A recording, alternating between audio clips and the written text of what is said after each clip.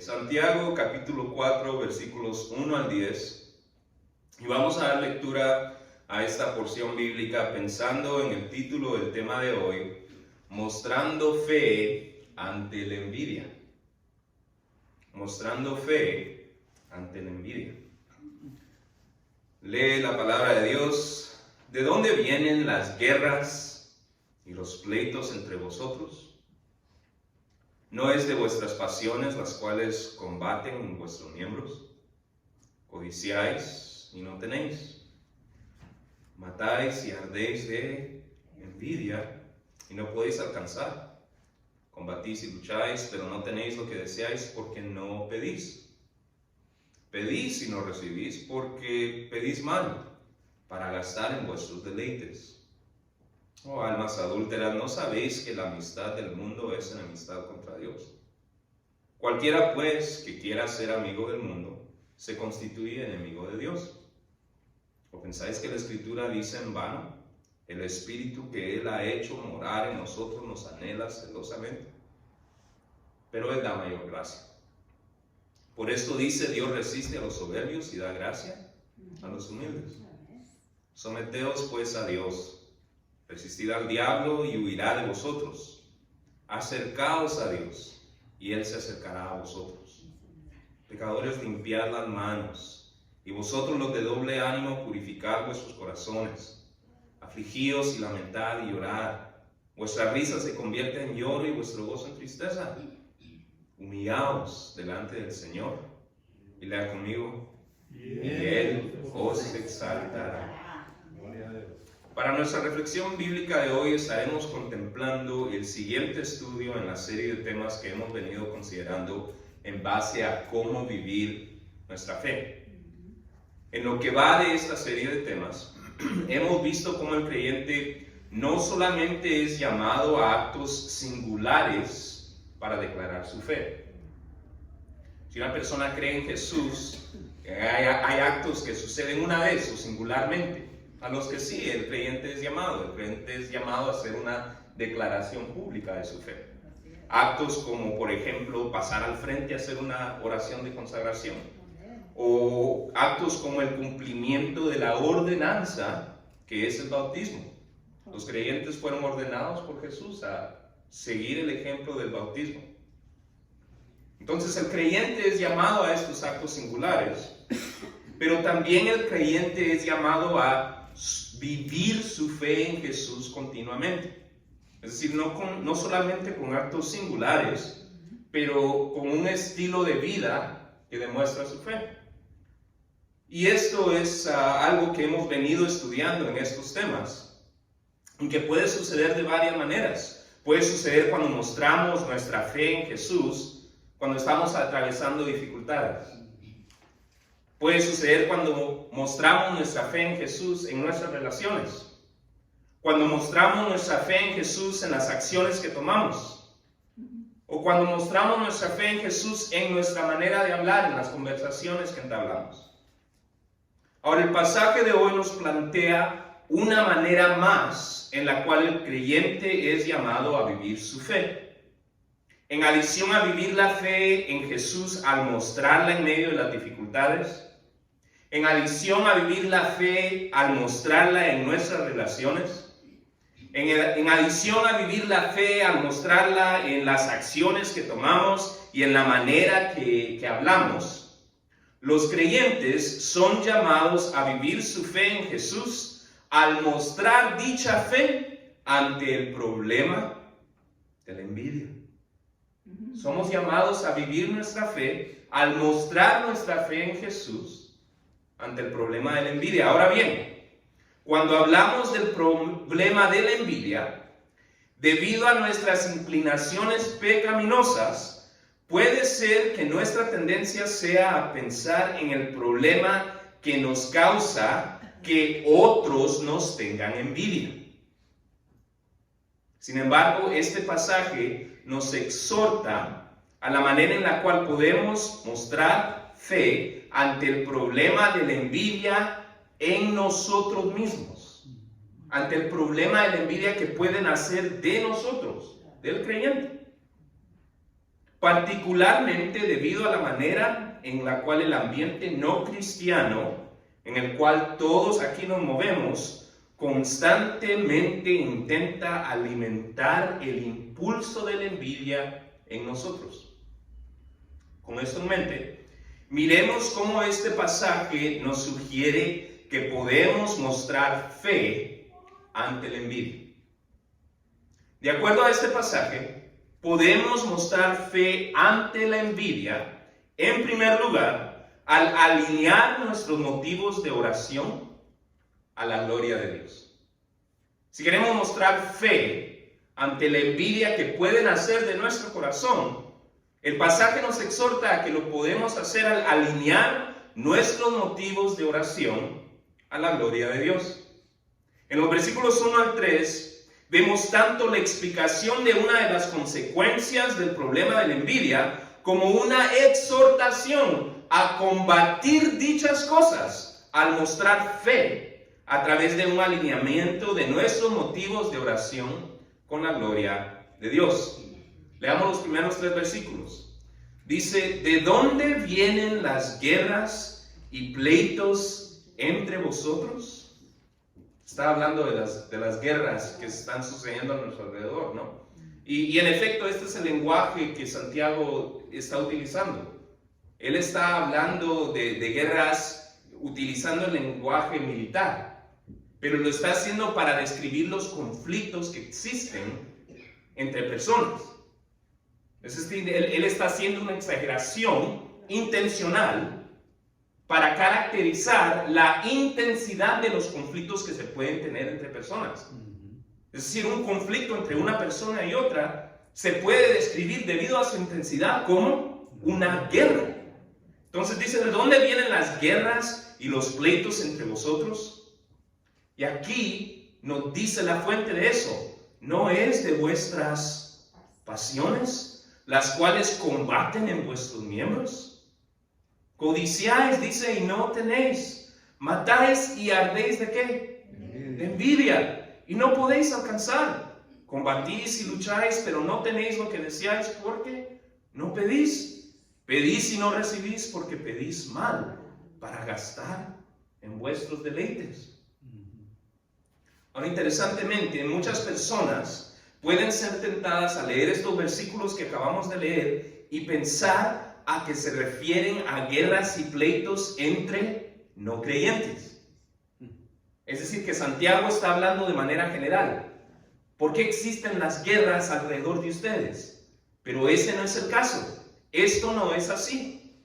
La carta de Santiago fue escrita para tratar problemas específicos en las vidas de personas que se consideraban seguidores de Jesús. ¿Se considera usted un seguidor de Jesús? Entonces la carta de Santiago fue escrita para problemas que pueden aparecer en su vida, en mi vida. Uno de estos siendo el problema de la envidia. Si no fuera así, la carta de Santiago no abriría de la manera en la que abre. En el primer versículo de su primer capítulo, la carta dice: Santiago, siervo de Dios y del Señor Jesucristo, a las 12 tribus que están en la dispersión.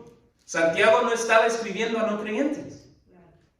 Santiago estaba escribiendo al pueblo de Dios, a las 12 tribus que se encontraban por todo el mundo. Y si no fuera escrita a los creyentes, entonces la carta no diría lo que dice inmediatamente después de ese saludo. ¿Sabe cómo Santiago se refiere al lector, a los lectores de esta carta, inmediatamente de presentarse como alguien que está escribiendo al pueblo de Dios? ¿Sabe cómo él trata a los lectores? Les dice: hermanos míos, hermanos míos. Es decir, las guerras y pleitos de los que Santiago hablaba eran conflictos en los cuales estaban involucrados creyentes, personas que se consideraban seguidores de Jesús.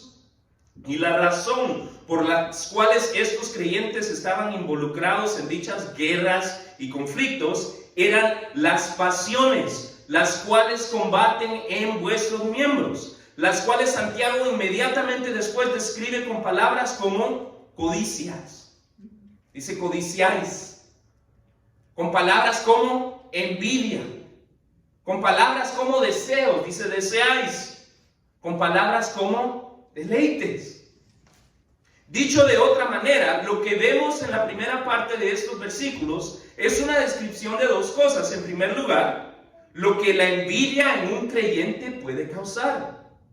¿Qué es lo que puede causar la envidia dentro de mí? Puede causar pleitos y guerras con otras personas. Pero en segundo lugar, y antes de que usted piense que lo que este pasaje está describiendo es lo que la envidia de que otros creyentes me pueden causar a mí, lo que este pasaje describe es que la envidia en un creyente nace de las cosas que éste desea para sí mismo. La envidia nace de lo que yo deseo para mí mismo, de lo que usted desea para sí mismo. Lo cual también significa dos cosas. En primer lugar, que en efecto lo que el pasaje está describiendo es lo que mi envidia como creyente puede causar, guerras y pleitos. Pero en segundo lugar, la manera increíblemente sutil en la cual la envidia se puede desarrollar en un creyente. ¿Sabe por qué? Porque no creo que haya ninguna persona que no tenga por lo menos algún deleite. ¿No tiene algún deleite usted? ¿No tiene cosas que desea? Cosas que ve afuera, oh, eso sería bonito. Me gustaría tener aquello. ¿No sentimos todo eso? Claro que sí. Entonces la envidia es increíblemente sutil, porque ese sentir es increíblemente común. Ahora eso puede ser preocupante, pero afortunadamente, en adición a describir tanto las consecuencias que mi envidia como creyente puede tener, guerras y pleitos, en adición a describir la fuente aparentemente inocente de dicha envidia, las cosas que me deleitan, ambas, les recuerdo, son significativamente preocupantes. La primera por su seriedad. Guerras y pleitos es cosa seria. Y la segunda por su sutilidad. Es que todos tenemos deleites, ¿no? Sin embargo, el pasaje también nos indica, y gracias a Dios que nos indica, tanto cómo diagnosticar este mal creciendo en nosotros, y dos, cómo combatir el problema. Tanto el diagnóstico como el remedio se mencionan en el versículo 3. ¿Qué dice el versículo 3? Dice, pedís y no recibís, porque pedís mal, para gastar en vuestros deleites. Lo cual lee casi como un antítesis, algo que contradice directamente las palabras de Jesús, cuando dijo en Juan 14:13, ¿sabe qué es lo que dijo Jesús? Dijo, y todo lo que pidiereis al Padre en mi nombre, lo haré. Es decir, lo recibirán, para que el Padre sea glorificado en el Hijo. ¿Escuchan la diferencia entre estas dos descripciones de la oración? La descripción de Santiago es, pedís y no recibís, porque pedís mal para gastar en vuestros deleites. La descripción de Jesús es, y todo lo que pidieres al Padre en mi nombre, lo haré. Es decir, pedirán y recibirán. ¿Por qué? Porque dice, porque pedirás para que el Padre sea glorificado en el Hijo. En otras palabras, podemos diagnosticar el mal de la envidia en nosotros al analizar nuestra oración. Y lo que es más, podemos tratar dicho mal al mostrar fe en nuestras oraciones, al orar con oraciones no enfocadas en cosas para gastar en nuestros deleites, sino en aquello conforme al nombre o la naturaleza de Jesús, en cosas que traigan gloria al Padre en el Hijo. ¿A qué me refiero? ¿Cuál es la aplicación para nosotros? Consideren la siguiente pregunta. ¿Cuáles son nuestros motivos de oración? Es decir, cuánto de nuestras oraciones se enfocan en traer gloria al Padre. ¿Cuántas veces oramos diciendo, Señor, que tu nombre sea glorificado? O Señor, obra en esta situación para que tu nombre sea glorificado. ¿Será que nos es difícil orar de esta manera porque nos parece demasiado abstracto? ¿Será que por eso tal vez a veces terminamos orando por cosas menos abstractas, como lo son las cosas que nos deleitan? Es que las cosas que nos deleitan sabemos qué es, ¿no? Entonces podemos pedir por esas cosas que sabemos qué es. Pero ¿qué es lo que va a traerle gloria al Padre? Tal vez no sabemos. Entonces terminamos orando por estas otras cosas que son nuestros deleites. Sí, puede parecer difícil sentirse motivado a orar por la gloria del Padre porque dicha idea nos parece abstracta. Pero tenga cuidado porque en esto está la fe. Ahí se encuentra la fe.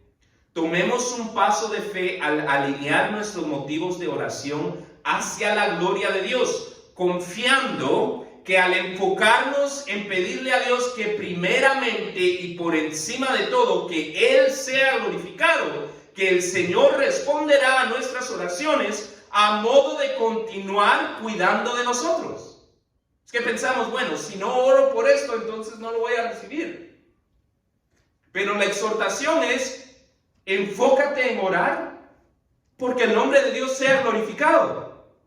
Y ten la fe para creer que al tú orar diciendo, Dios, que tu nombre sea glorificado, el Señor se va a encargar de todo lo demás. El Señor se va a encargar de seguirte cuidando. Tomemos el paso de fe de orar de esa manera. Tal vez no hemos dejado de hacer. Tomemos un paso de fe para orar pidiendo que el Señor se glorifique y miremos cómo el Señor también usará esto, no solo para seguir cuidándonos, pero para resguardarnos de una envidia sutil y destructora. En segundo lugar, el pasaje de hoy nos sugiere que podemos mostrar fe ante la envidia, no solamente al alinear la manera en la que oramos a la gloria de Dios, no solamente al analizar nuestros motivos de oración y empezar a orar, tal vez no lo hemos dejado de hacer o no lo hacíamos antes, pero es necesario orar para que el Señor sea glorificado, para que la gloria del Señor se manifieste. Pero no solamente podemos combatir la envidia a través de la manera en que oramos. El pasaje de hoy nos sugiere que podemos mostrar fe ante la envidia al aceptar con humildad la autoridad de la palabra de Dios. Entonces, no solamente al ver que oremos, al velar que oremos para que la gloria de Dios sea manifiesta, pero también al aceptar con humildad la autoridad de la palabra de Dios. En los versículos 4 a 6 vemos tanto una segunda y preocupante caracterización de la envidia como una segunda exhortación acerca de cómo ésta puede ser combatida al mostrar fe a través de aceptar con humildad la autoridad de la palabra de Dios.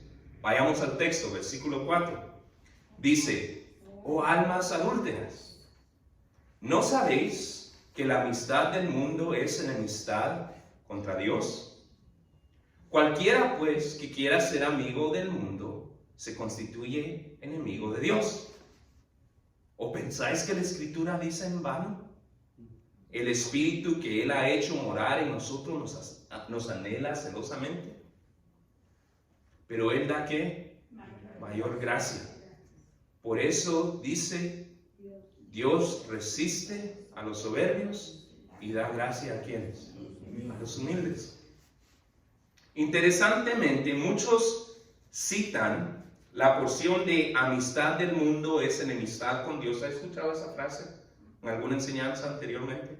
Muchos citan esa frase, amistad del mundo es enemistad contra Dios, en este pasaje, pero muchos lo hacen sin ninguna mención de la noción de la envidia. Con esto no quiero decir que las enseñanzas que usted ha escuchado antes que mencionan esa frase estén equivocadas. Sin embargo, lo que sí quiero decir es que no mucho se enseña acerca de lo que la frase amistad del mundo significa cuando se considera en contexto de los versículos anteriores.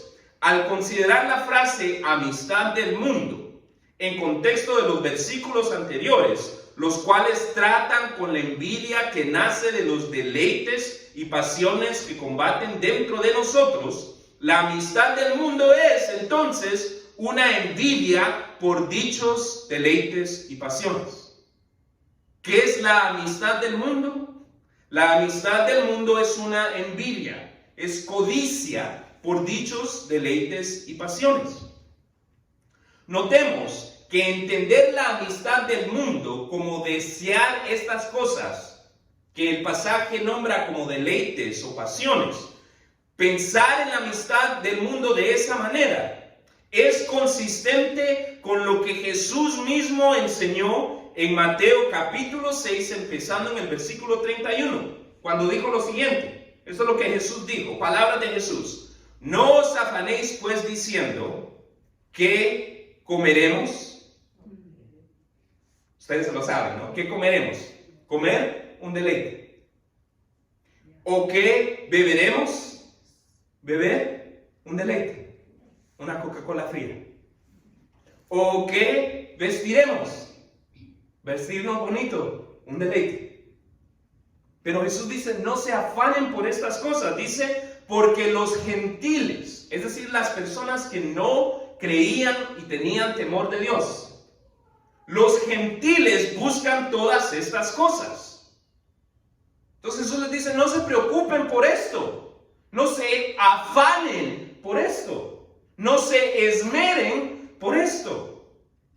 ¿Qué tan contrario es eso al mensaje de la cultura donde vivimos, no? Sea la cultura americana o la cultura latinoamericana, ¿no? Porque la cultura americana, tanto como la cultura latinoamericana, nos enseña a esperarnos, a trabajar con esfuerzo para tener buena comida para comer, buena bebida para beber, buena ropa para vestir.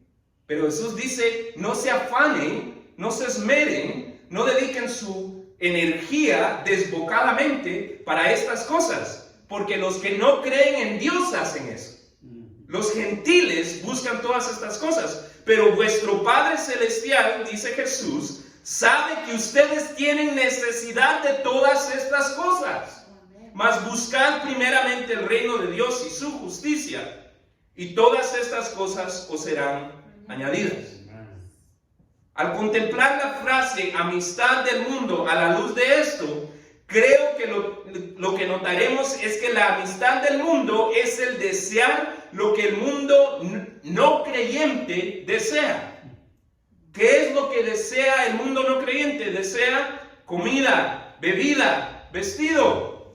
Lo que el apóstol Juan en su primer carta, en el 2 capítulo y empezando en el versículo 15, describe cuando exhorta diciendo, no améis al mundo, ni las cosas que están en el mundo. Si alguno ama al mundo, el amor del Padre no está en él, porque todo lo que hay en el mundo, los deseos de la carne, los deseos de los ojos y la vanagloria de la vida, no proviene del Padre, sino del mundo, y el mundo pasa, y sus deseos. Pero el que hace la voluntad de Dios permanece para siempre.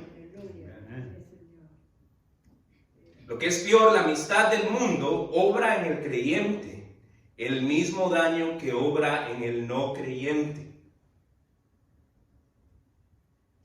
¿Sabe qué es lo que dice de la amistad con el mundo? Versículo 4, oh almas adúlteras, ¿no sabéis que la amistad del mundo es enemistad con Dios? Cualquiera pues que quiera ser amigo del mundo se constituye enemigo de Dios.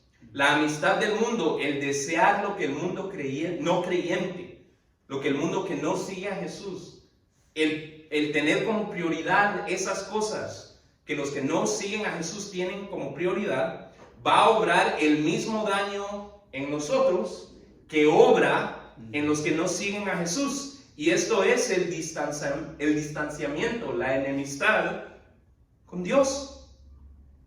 Ahora esto es preocupante, ¿no?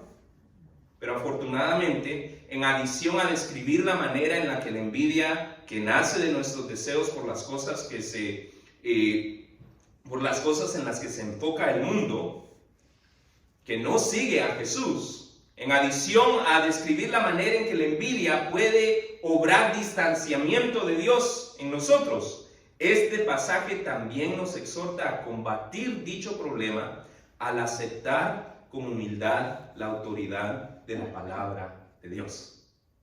¿Cómo se puede combatir la envidia, el deseo por las cosas que el mundo no creyente busca en nuestros corazones? La podemos combatir al aceptar con humildad la autoridad de la palabra de Dios. Esta exhortación la vemos en el versículo 5, en el cual no nos equivoquemos en pensar que cuando dice que la Escritura dice en vano, que no nos equivoquemos a pensar que la Escritura en vano dice lo que dice. La exhortación es: ¿quieren combatir la envidia? No se equivoquen, no piensen que esto fue escrito en vano. Versículo 5 dice: ¿o pensáis que la Escritura dice en vano? ¿Piensan que está escrita en vano? No, no está escrita en vano. No nos equivoquemos en pensar que la Escritura dice en vano lo que dice. Esa es la exhortación. Aceptemos con humildad la autoridad de la palabra de Dios. No pensemos que en vano dice la palabra lo que dice. Ahora bien, para ser transparente aquí, los que estudian estos pasajes en el lenguaje original sugieren que hay 3 otras posibles traducciones para lo que se lee en los versículos 5 y 6, en adición a la que leímos en el principio. ¿Ok? ¿Cuál es la que leímos en el principio? Es la siguiente: ¿o pensáis que la Escritura dice en vano el Espíritu que ha hecho morar, el Espíritu que Él ha hecho morar en nosotros nos anhela celosamente? Pero Él da mayor gracia. Por esto dice: Dios resiste a los soberbios y da gracia a los humildes. Entonces esa es la traducción que acabamos de leer. Los que estudian esto en su lenguaje original nos sugieren que existen otras 3 traducciones con un nivel igual de posibilidad. Le leo las otras 3. La primera es la siguiente: ok, ¿pensáis que la Escritura habla en vano? El espíritu de los hombres envidia celosamente, pero Dios da mayor gracia, y por eso dice: Dios resiste a los soberbios y da gracia a los humildes. La siguiente: ok, ¿pensáis que la Escritura habla en vano? ¿Creen que el Espíritu que Dios ha hecho morar en ustedes envidia estas cosas?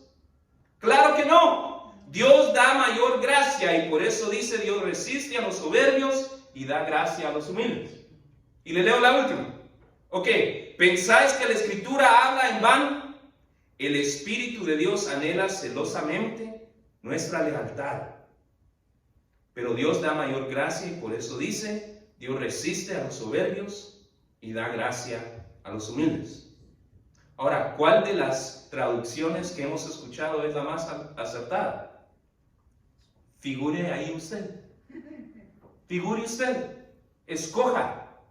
Puesto que sea cual fuere la traducción más acertada, lo que queda claro en cada una de ellas es un llamado a ser humildes, al tomar lo que la Escritura dice en serio, y al creer que lo que realmente importa para esta vida es diferente a lo que todo el mundo alrededor nuestro que no sigue a Jesús considera importante. Notemos que esto requiere fe.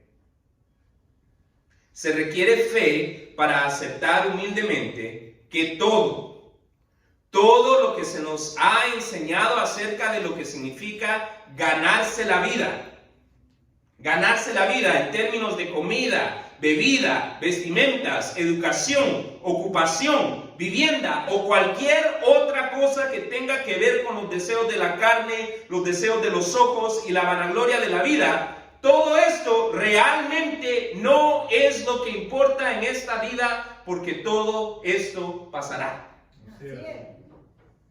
Pero ese es el mensaje del mundo en que vivimos. El mensaje del mundo en que vivimos es que lo que importa es la comida y la bebida y la vestimenta y la educación y la ocupación y la vivienda y todas estas otras cosas. Entonces se requiere fe para creer que lo que hemos escuchado desde niños alrededor nuestro no es correcto. Se requiere fe para aceptar con humildad lo que la Biblia dice, que todas esas cosas no son las que importan.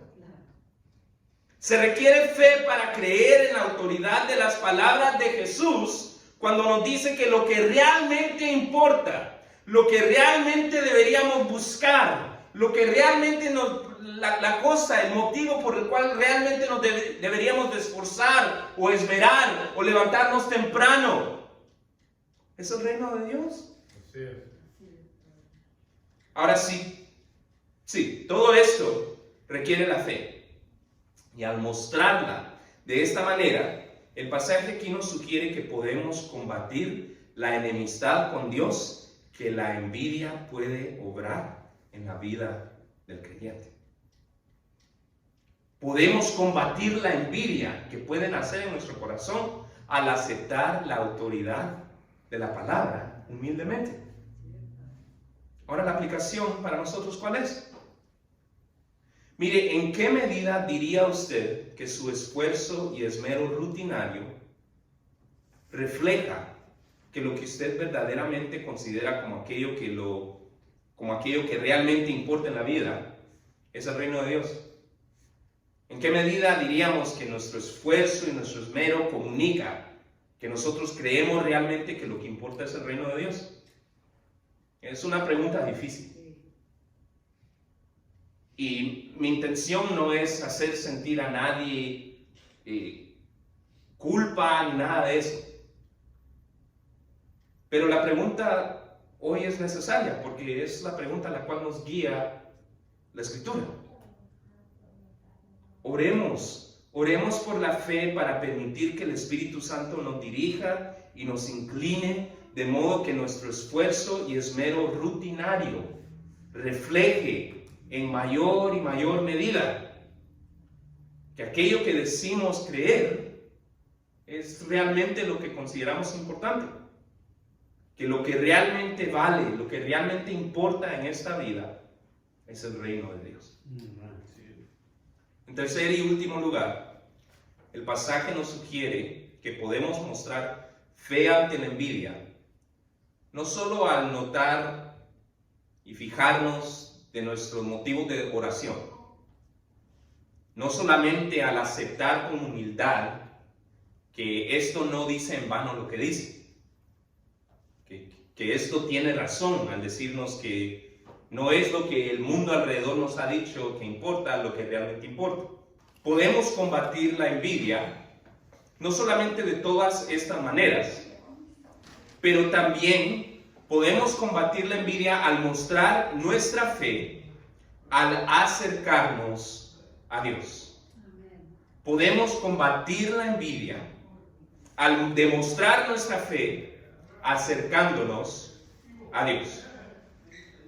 Ahora, de la misma manera que hemos visto en los versículos anteriores, es decir, los versículos 1 al 6, podemos ver que en los versículos 7 al 10 hay una última caracterización de la envidia, tanto como una última exhortación acerca de cómo combatirla al mostrar fe a través de acercarnos a Dios. Veamos los versículos 7 al 10.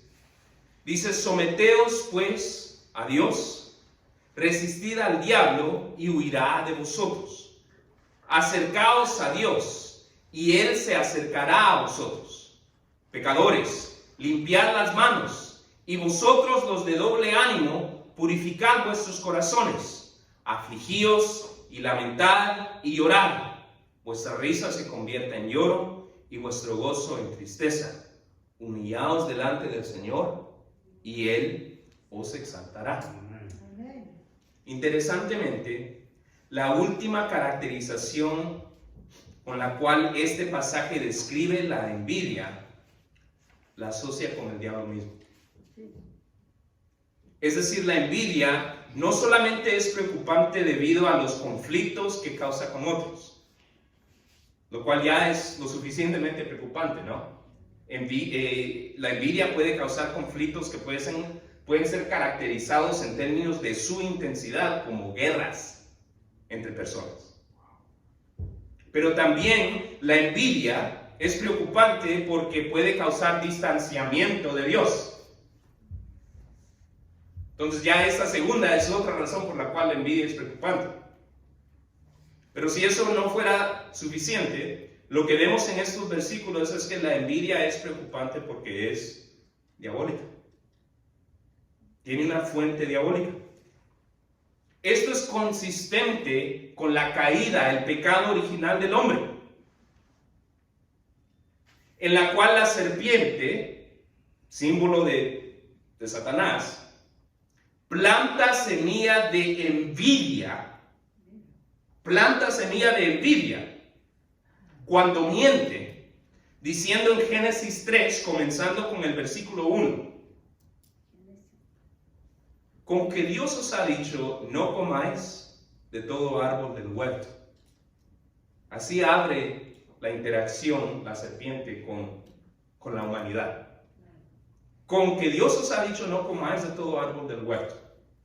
Después miente la serpiente, dice, no moriréis, sino que sabe Dios que el día que comáis de él, serán abiertos vuestros ojos y seréis como Dios, sabiendo el bien y el mal.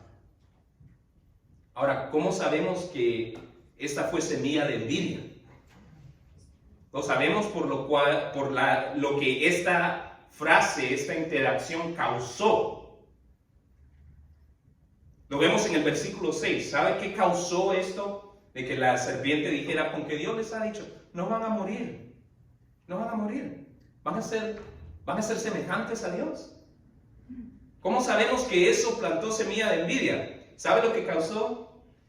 Eso causó que el árbol del bien y el mal fuese visto, y esta es la frase que utiliza el versículo 6, se lo estoy leyendo directamente. Causó que este árbol fuese visto como un árbol codiciable. Esa es la frase, la palabra que se usa. Un árbol codiciable. Un árbol codiciable para alcanzar la sabiduría. Codiciable. Codicia. ¿A qué palabra le parece parecido la palabra codicia? A la envidia. Es lo que acabamos de leer, ¿no? Lo que acabamos de leer. ¿De dónde vienen las guerras y los pleitos entre vosotros? ¿No es de vuestras pasiones las cuales combaten en vosotros mismos? Versículo 2. Codiciáis y no tenéis. Matáis y ardéis de envidia. La codicia y la envidia van así. Sí, es que lo que la serpiente plantó fue una semilla de envidia. Ahora bien, si no le parece que la envidia es lo suficientemente preocupante debido a que causa conflictos con otros, y si no le parece que la envidia es lo suficientemente preocupante debido a que causa distanciamiento con Dios, espero que le preocupe que la envidia esté asociada con una obra diabólica. Ahora, no es por nada que la envidia es sutil y dañina. Es un arma de un ser que obra destrucción sutil y expertamente. Tanto así que el apóstol Pedro en su primera carta, en el capítulo 5 y pensando en el versículo 8, advierte diciendo, sed sobrios y velad. Manténganse al tanto, estén con atención, porque vuestro adversario el diablo, como león rugiente, anda alrededor buscando a quien devorar, a quien destruir. Es un ser que acecha y busca destrucción. Es un ser sutil. Tenemos gatos en la casa y a veces los gatos practican la cacería. Entre ellos, son 3 gatas. Y a veces juegan de que se están cazando las unas a las otras. Y para mí es interesante ver la sutilidad. Cuando quieren jugar de esa manera, la sutilidad con la que se mueve el gato. Se agacha, pasa, no se puede escuchar. Está buscando que la otra gata no le esté viendo. Esa es la idea del león que anda en cacería. Es sutil y destructor. Ahora, afortunadamente, porque todo esto es preocupante, ¿no? Afortunadamente, en adición a describir tan preocupante caracterización de la envidia, este pasaje nos provee una exhortación más acerca de cómo combatirla. No solamente podemos combatir la envidia al alinear nuestros motivos de oración a la gloria de Dios, no solamente podemos combatir la envidia al aceptar con humildad la autoridad de la palabra de Dios, pero podemos combatir la envidia acercándonos a Dios, lo cual el pasaje describe en términos de actos muy directos de arrepentimiento, a los cuales el Señor responderá con fortalecimiento y los cuales empiezan en el versículo 8. Leamos cómo el pasaje define que nos podemos acercar a Dios. Dice el versículo 8, acercaos a Dios y Él se acercará a vosotros. Ahora, ¿qué significa acercarnos a Dios? Nos dice el pasaje. Dice, pecadores que limpiar las manos. Limpiar las manos. Entonces, si sabemos lo que hemos hecho, las manos es un símbolo, una metáfora de lo que se hace. Hacemos cosas con las manos. ¿Okay? Vemos cosas con los ojos, vamos a lugares con los pies. Entonces, cuando la Biblia habla de las manos, está hablando de acciones que hemos tomado. Entonces dice, pecadores, limpiad las manos, limpiad las acciones. Rebusquemos las acciones que nosotros sabemos, el Espíritu de Dios habla a nosotros acerca de las acciones que hemos tomado que no son gratas a los ojos de Dios. Hay que limpiarlas para acercarnos a Dios, dice eso. Sí. ¿Quieres acercarte a Dios? Limpia las manos, dice. Vosotros los de doble ánimo, purificad vuestros corazones. Los que jugamos una parte aquí y otra parte allá, eso viene de que nuestro corazón necesita ser purificado. Los motivos que nos guían diariamente necesitan ser purificados. Después dice el versículo 9, afligíos y lamentad y llorad. Ahora, esto no significa que para acercarnos a Dios todos nos vamos a poner a llorar. ¿Okay? Recordemos, esto viene en contexto de todo lo que se ha descrito. Entonces, por eso Santiago dice, vuestra risa se convierta en lloro. Vuestra risa, vuestros deleites. ¿Ya? Las cosas que ustedes consideraban importantes, ahora considérenlas como lo que no es importante. Vuestra risa se convierta en lloro. Y vuestro gozo, nuestros deleites en tristeza. Es decir, rechacen lo que el mundo alrededor de ustedes les dice que merece su esmero y esfuerzo. Vuestra risa, vuestro gozo, la comida, la bebida, el vestido, la ocupación, la educación. Rechacen esto como lo importante, porque no lo es. Que a comparación, todas estas cosas que ustedes consideran deleites, motivos de risa, motivos de gozo, que a comparación a lo que realmente importa, que estas cosas sean para ustedes motivos de luto. Interesante, ¿eh? Que a comparación con el reino de Dios, que la necesidad de buscar comida, que buscar bebida, que buscar vestimento, que buscar vivienda, que a comparación esto sea un motivo de luto, de tristeza. ¿A qué me refiero con esto? Que nazca en nosotros la actitud de, amén, tengo que ir a trabajar, me gustaría haber estado en la iglesia. ¿Ya? Amén, me toca hacer esta cosa hoy. ¿Cómo me hubiera deleitado más haciendo esto para el reino de Dios? Que nazca en nosotros ese impulso, que las cosas que nos causan risa o gozo, de acuerdo a lo que define el mundo, que importa, a comparación con el reino de Dios, sean cosas que nos causen tristeza, pesadez. Es que a veces es a la inversa, ¿no? Es domingo. Bueno, a levantarnos temprano. ¿Ya? No es de la otra manera. Es lunes, no puedo ir a la iglesia hoy. ¿Ya? Pero la exhortación es que sea de esa manera. Que se invierta eso. Que vuestra risa se convierta en lloro y vuestro gozo en tristeza. Versículo 10. Humillados delante del Señor. Si tomamos esta actitud,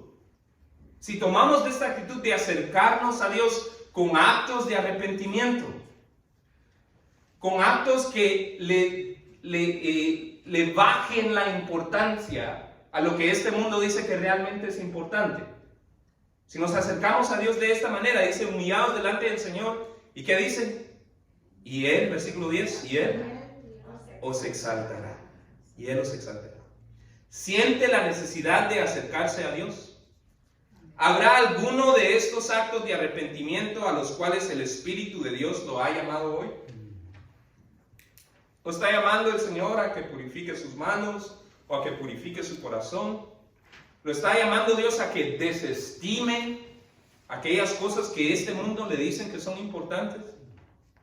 Oremos por la fe para permitir que el Espíritu Santo nos dirija y nos incline hacia acciones concretas de arrepentimiento que nos acerquen a Él, a la vez que nos liberan de la envidia. En adición a establecer lo preocupante que es la envidia, el pasaje de hoy nos exhorta a combatirla, al mostrar nuestra fe a través de alinear nuestros motivos de oración a la gloria de Dios, a través de aceptar con humildad la autoridad de la palabra de Dios, y a través de acercarnos a Dios a través de actos de arrepentimiento. Sin embargo, antes de empezar a pensar en mostrar tu fe en Jesús, necesitas recibir la salvación que Él te ofrece al avivar tu espíritu y creer en su mensaje. Por otra parte, si ya eres un seguidor de Jesús, te invito a que dejes que este pasaje te inspire a orar para que el Señor te ayude a tomar el paso de fe al que te esté llamando hoy. Yo no sé cuál es ese paso de fe, pero el Espíritu de Dios habla a tu corazón y tú sabes cuál es. Puede ser empezar a enfocar el motivo de tus oraciones en la gloria de Dios. Tal vez te ha hablado el Señor a tu corazón y te ha dicho, ¿sabes qué?